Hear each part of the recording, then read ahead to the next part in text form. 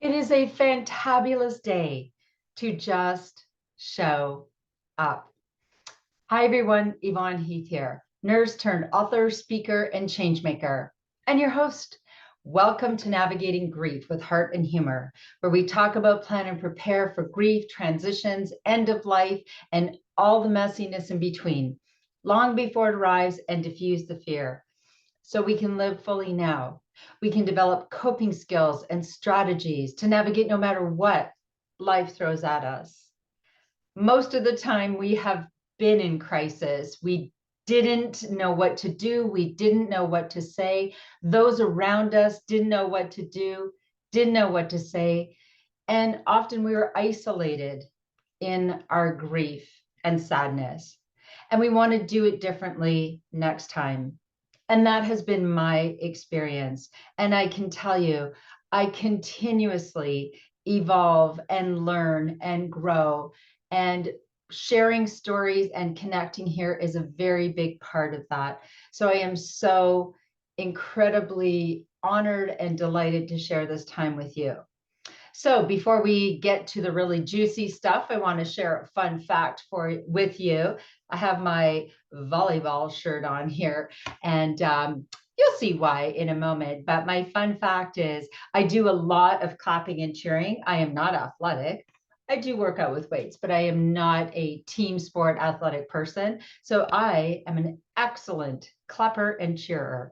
And at the last tournament that I attended, watching our son Tanner play volleyball, the head officiant of our provincial tournament, you know, here in Canada, we have provinces, not states like in the United States. He named me player of the game because he just loved my enthusiasm and my clapping and cheering. I was absolutely thrilled. I felt like I got my own trophy. I was absolutely delighted. So, you know what? For all you non-sporty people, you can still be called player of the game by being enthusiastic and clapping and cheering. So that is my fun fact for today. And now, before we begin, I just want to take a moment, as I always do, to land here, to be fully present. I'm going to set an intention. What do I want to learn today? I'm always learning. What do I need to share? I want to forget about all the noise and all the other distractions that are calling me away on the other side of that door. I want to be here with you, and I invite you to do the same. What can you do to just take this time for you, to just forget about everything else?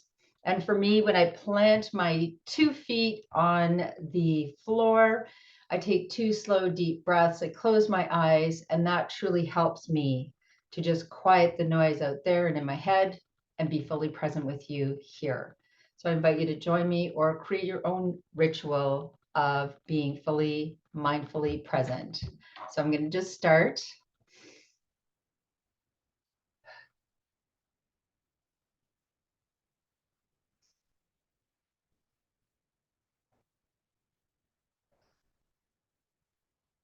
To help settle my nervous system, the noise, and just remind myself why I'm here and what I aspire to share today. So, as far as the topics of grief, death, transitions, end of life, all of that go, this is a funner, lighter day. So let's get into it, because I have been to so many volleyball tournaments here in the past couple of months, actually. Our son Tanner, one of our twins, is an amazing volleyball player, which has been so extraordinary because his whole life he always told us he was not athletic. He didn't want to ride a bike. He didn't want to do any of that. And we said, it's okay.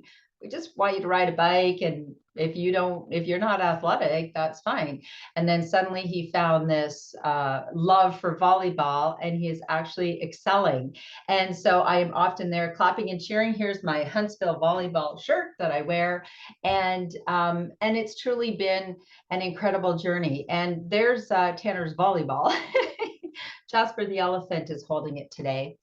And, once again, it's just who I am. There's lessons in everything. And when I think of the first time we watched our little Tanner, he was in grade 7, play volleyball on a team. I mean, he wasn't very tall, he wasn't coordinated, he wasn't the best player.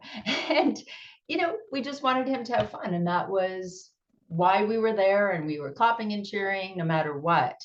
And with more and more practice, and he sort of developed a like for the game and then a love for the game, and took it more seriously and decided he wanted to continue to play.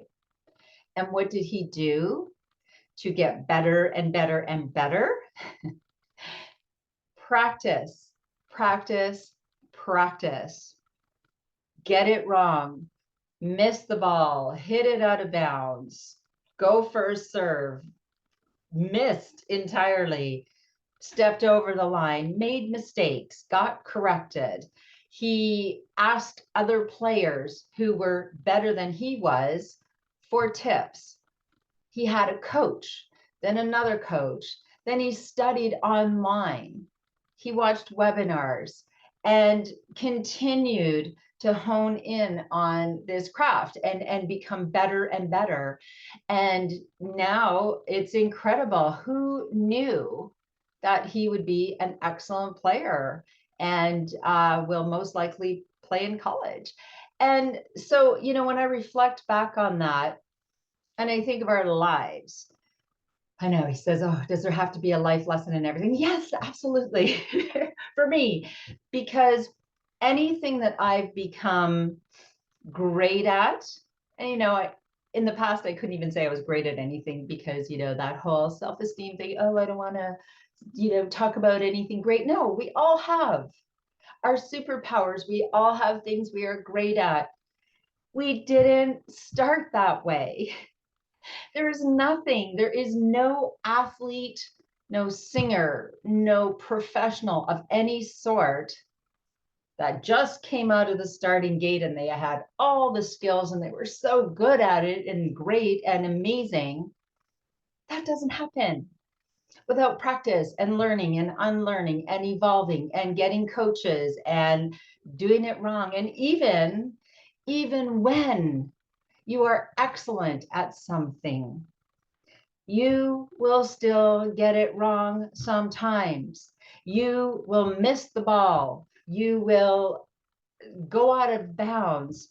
You will try to block and the ball goes right between your hands.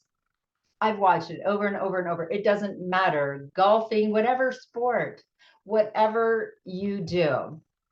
So when it comes to the most challenging part of this journey we call life, grief, transitions, facing the death of loved ones, our own mortality, diagnosis, whatever, failed relationships, whatever it may be.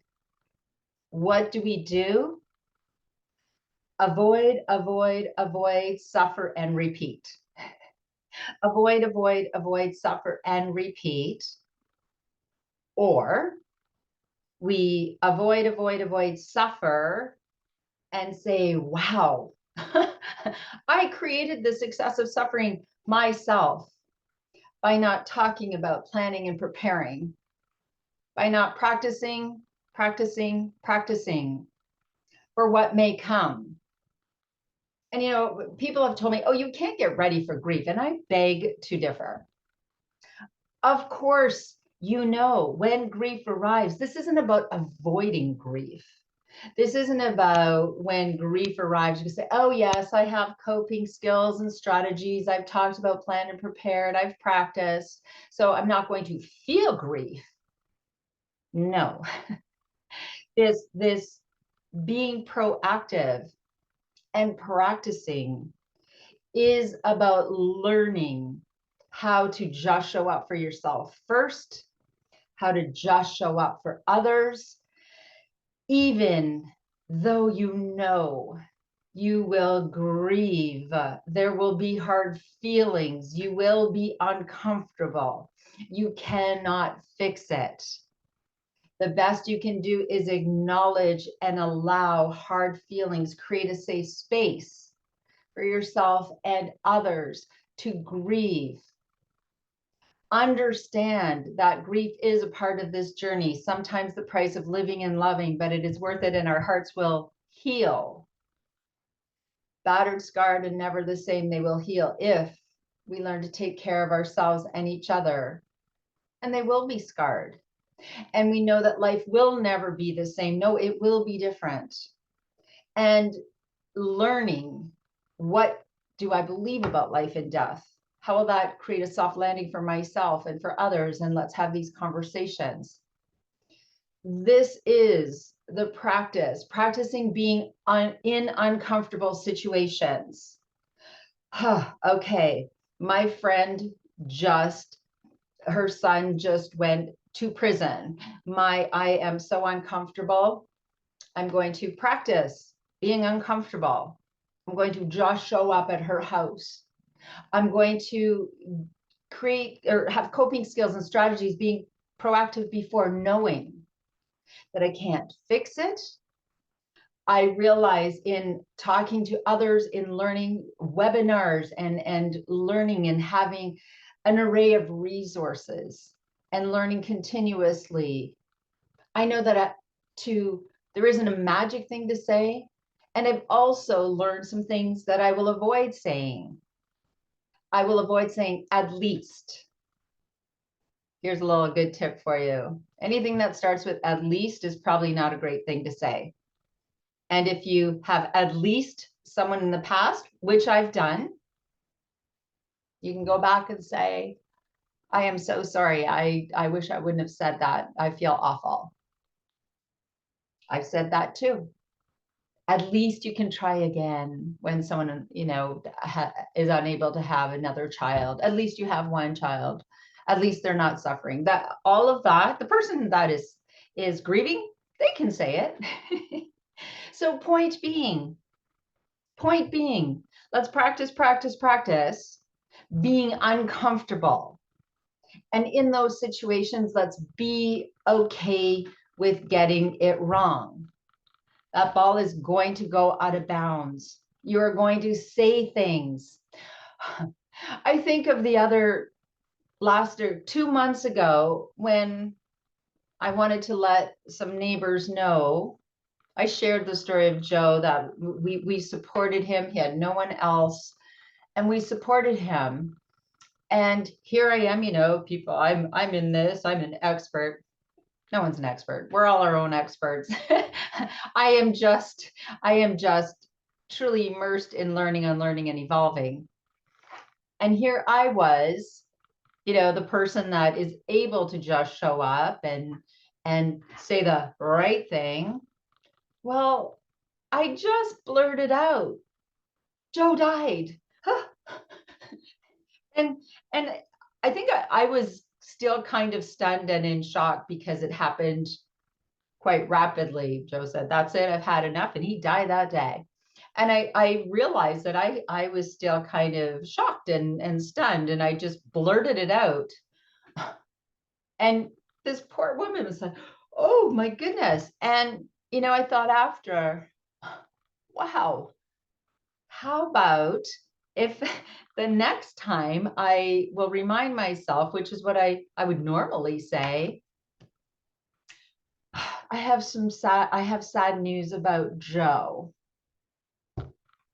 Isn't that a better way to start?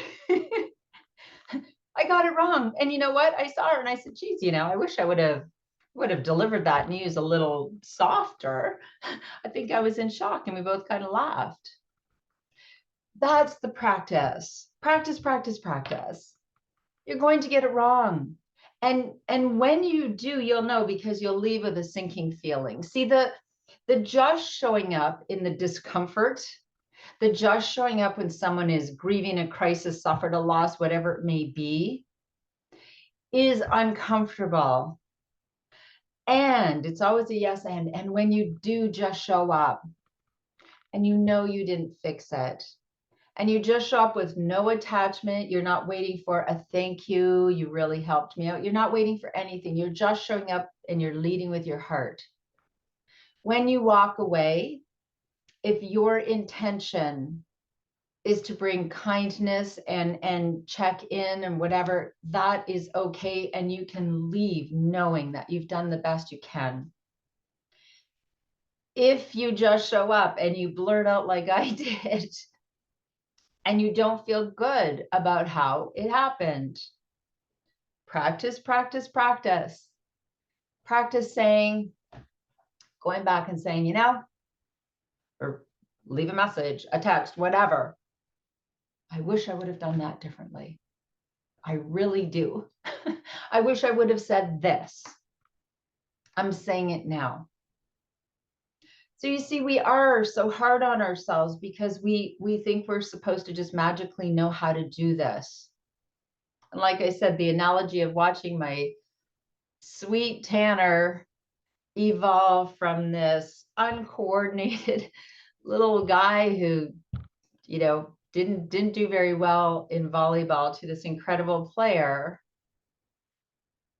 You are here. If you are here in the beginning and it's all uncomfortable and you don't think you can do it, and why would you? And don't look at the people that are so, oh, you're so good at this, I could never do what you do. Yes, actually you can. Because anyone that you are looking at and comparing yourselves to, please don't compare.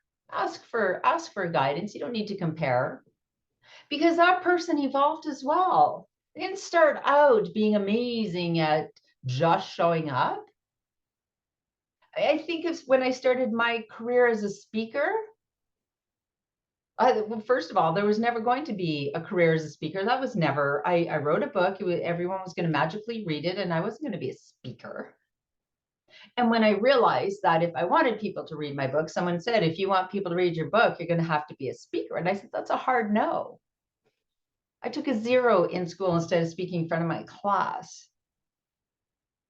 Now, if you would have told me all these years later that I would speak to thousands of people and love being on stages and have done a TED talk, a TEDx talk, and have a radio show in this wonderful show, have television shows, I would have laughed. I would have said, that is ridiculous. I am not capable of any of that. Practice, practice, practice. In the beginning, I was so terrified that I felt completely nauseous, like I was going to faint. And it was awful. That's the truth. It was awful. And now, why I love this, I love what I do, is because I have practiced, practiced, practiced. I have had coaches. I continue to learn from others who are incredible. And I'm okay to get it wrong. And I allow my humanness. When I first started, I thought I had to be the speaker in high heels and a suit and everything. And I tried that and it was awful. I said, no, this is not me. So when we allow ourselves to be our authentic, flawed, imperfect self, we can do anything that we choose to do with practice, practice, practice. Well, you know, you probably can be an NFL football player if you, anyway, you know what I'm saying. So when you are in the beginning of this, and this is, I still learn something every day about how to just show up in grief, transitions, and end of life. Every single day, I am learning something new and evolving and changing. And I accept that and I love it. And it is a part of my journey.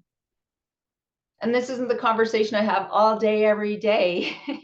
This is a part of my journey, but I've created the space for this because I know that grief and joy can coexist, and I can celebrate with people over here, and I can just show up for those grieving here and be a part of it all, because I'm okay with knowing that I need to learn, unlearn, evolve, and practice, practice, practice. And please be a part of a supportive community. That is the beauty of all of these incredible opportunities online. Think about win-win women. Think about all of these incredible women sharing their passion, their wisdom, their experience, their journeys that you can connect with. And you know that you can be a part of Love Your Life to Death, the I Just Showed Up movement, so that we can teach each other, support one another, and learn together. And as always, I implore you, I invite you to go to my website, loveyourlifetodeath.com. Look at the resources. I have hundreds of books. I have attended hundreds of webinars and listened to so many extraordinary teachers, coaches, experts, you name it. I learn from them. I practice. I incorporate this into my world, into my life. And I get to be the messenger of all this incredible, incredible wisdom. We can do this differently together. So you know I have also my program, Get Ready for Grief, and my book. And just this community is just a way to be the change you want to see in your life, in your community, and in the world. Lean into it one step at a time and practice, practice, practice. So thank you for joining me today. Go out there, clap and cheer.